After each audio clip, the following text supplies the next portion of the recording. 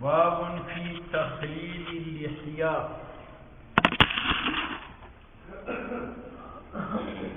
باب داڑھی کی خلال کے بارے میں۔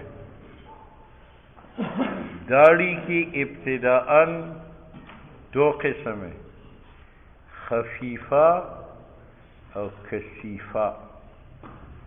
اس کو کثا بھی کہتے ہیں۔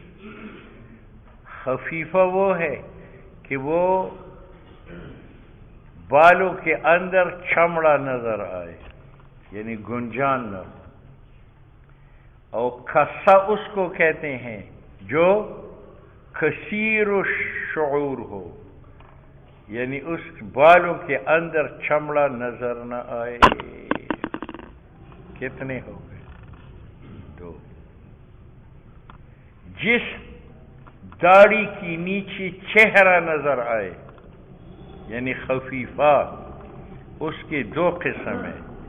ایک مسترسلہ لمبی اور ایک غیر مسترسلہ جو بس صرف چہرے کے ساتھ چشمانے، چھوٹے چھوٹے بال ہے۔ اور جو داڑھی کثا ہے، کثیر البال ہے، اس کی بھی دو قسم ہیں، ایک مسترسلہ جیسے سپہ صحابہ کی اور لیڈیز کی، اور ایک غیر مسترسلہ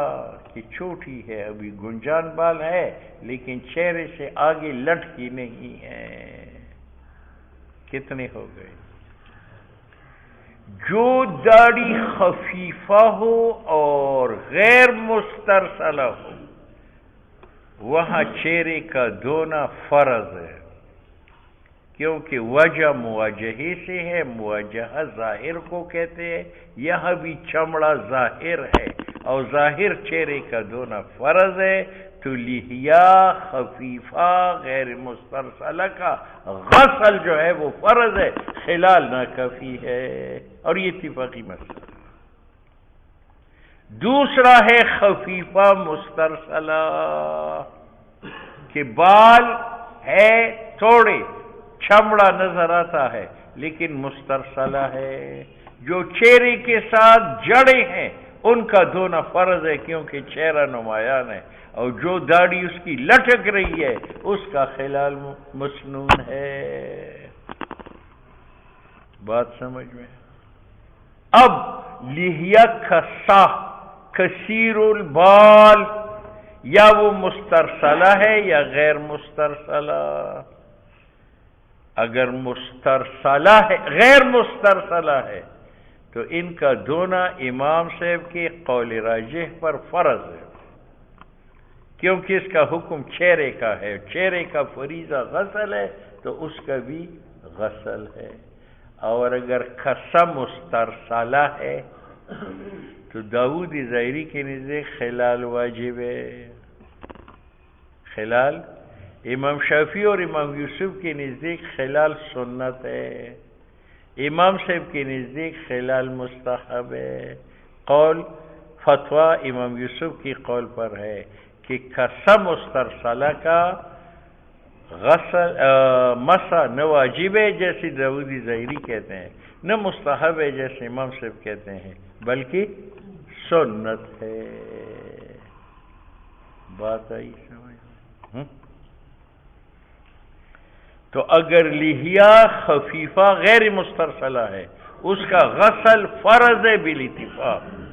اور اگر خفیفہ مسترسلہ ہے تو چہرے کے حد تک غسل فرض ہے، اور جو مسترسل بال ہے ان کا خلال سنت ہے۔ السلام علیکم۔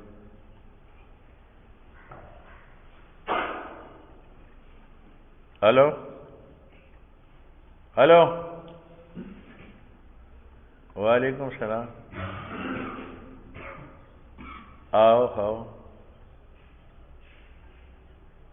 خیر، ہاں جی،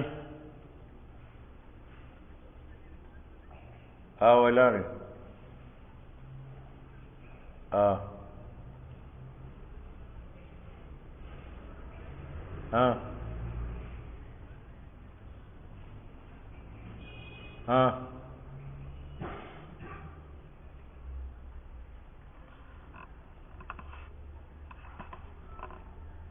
سنو میرے دا گجرا والے نے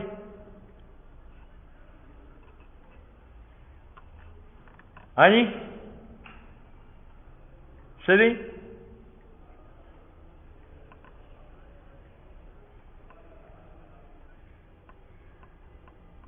ہاں دابا سے فراڈی وی دلتا زیلی باڈی دا کنا که مسلمانی کی نو دلتا دے راشی آو وطوے زیلی باڈی سر رابطاو کا ہاں ہاں ہاں جی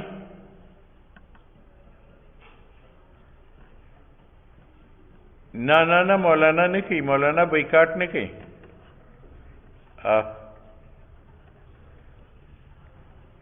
مجلس عمل سا یو جماعت اگوی سر دی نور مک سر دی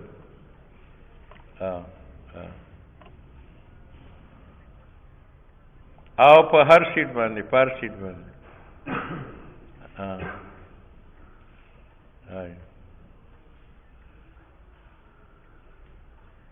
خرق سر نو لحیا خفیفہ غیر مسترسلہ کا غسل واجب ہے لحیا خفیفہ مسترسلہ کا مقدار وجہ تک فرض ہے اور نیچی خلال مسنون ہے اور لحیا کسا غیر مسترسلہ کا دونوں فرض ہے اور لحیا کسا مسترسلہ میں اختلاف ہے داودی ظاہری کے نزدیک خلال فرض ہے امام شافعی امام یوسف کے نزدیک خلال سنت ہے امام صاحب کے نزدیک خلال مستحب ہے لیکن نن فتویٰ امام یوسف کے قول پر ہے کہ لحیا کسا مسترسلہ کا خلال سنت ہے حدثنا ابن ابي عمر قال حدثنا سفيان بن عيينة عن عبد الكريم عن ابي المخارق ابی امیہ عن حسان ابن بلال قال رأیت میں نے دیکھا عمار ابن یاسر کو توضع آپ نے وضو فرمایا فخلل لحیتہ آپ نے خلال فرمایا اپنی داڑھی مبارک کا فقیل له تو ان سے پوچھا گیا یا قال خود اس نے کہا فقلت له اتخلل لحیتک آپ خلال کرتے ہیں اپنی داڑھی کا قال اس نے کہا وما یمنعنی کون سی بات مجھے روک سکتی ہے حالانکہ میں نے دیکھا رسول اللہ صلی اللہ علیہ وسلم کو یخلل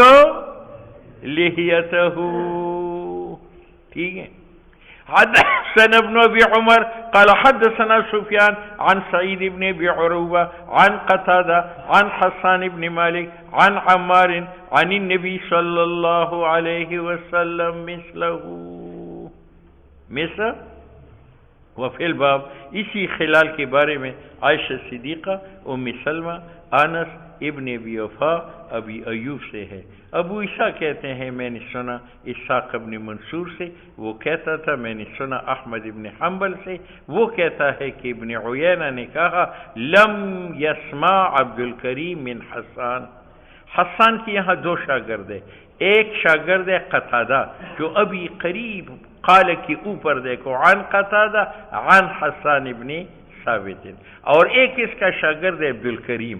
امام ترمذی کہتے ہیں وہ پہلا سند جو عبد الکریم قتادہ سے نقل کرتا ہے وہ صحیح نہیں ہے کیونکہ عبد الکریم نے براہ راست قتادہ سے نہیں سنا بیچ میں واسطہ ہے اور وہ واسطہ محذوف ہے پتہ نہیں ہے وہ آدمی ضعیف ہے یا ثقہ ہے اس لیے کہتے ہیں کہ لم یسمع عبد الکریم من حسان ابن بلال حدیث التخلیل حدثنا يحيى بن موسى قال اخبرنا عبد الرزاق عن اسرائيل عن عامر بن شقيق عن ابي وائل عن عثمان بن عفان ان النبي صلى الله عليه وسلم كان يخلل لحيته نبی علیہ السلام اپنی داڑھی مبارک کا خلال کرتے تھے یہ کان ماضی ہے یخللو مضارع ہے کان مضارع پر داخل ہو جائے تو استمرار پر دلالت کرتا ہے معلوم ہے کہ حضور جو تحلیل فرماتے تھے علی وجہ استمرار اور جو عمل پیغمبر کا علی وجہ استمرار وہ سنت ہوتا ہے اور یہ امام شافعی اور امام یوسف کا قول ہے اور فتویٰ اسی پر ہے قال ابو عیسیٰ ھذا حدیث حسن صحیح وقال محمد بن اسماعیل امام بخاری نے کہا اصح حدیث اس باب میں حدیث عامر بن شقیق عن ابی وائل عن عثمان قال بهذا اکثر اہل العلم اس سنیت تخلیل کے ساتھ قول کے اکثر اہل علم نے من اصحاب نبی علیہ السلام و مبادہم رأو سب نے دیکھا تحلیل ہی کا سنت اس پر قول کرتے شافعی وقال احمد ان صحا عن التخلیل اگر تخلیل بھول جائے تو فہو جائز معنی کہ مستحب چیز ہے فرض نہیں ہے اور اسحاق نے کہا ان ترکہ نسین اگر نسین چھوڑے اور متاویلا یا تویل کرے گی یار یہ خبر واحد ہے واجب العمل نہیں ہے نو اجزا ہو بغیر تخلیل کی وضو جائز ہے اور اگر عامدن چھوڑے اعادہ وضو کا اعادہ کرے گا یہ داؤدی ظاہری کا مذہب ہے کہ یہ فرض ہے یہ باب مجا اللہ میری مولا ہاں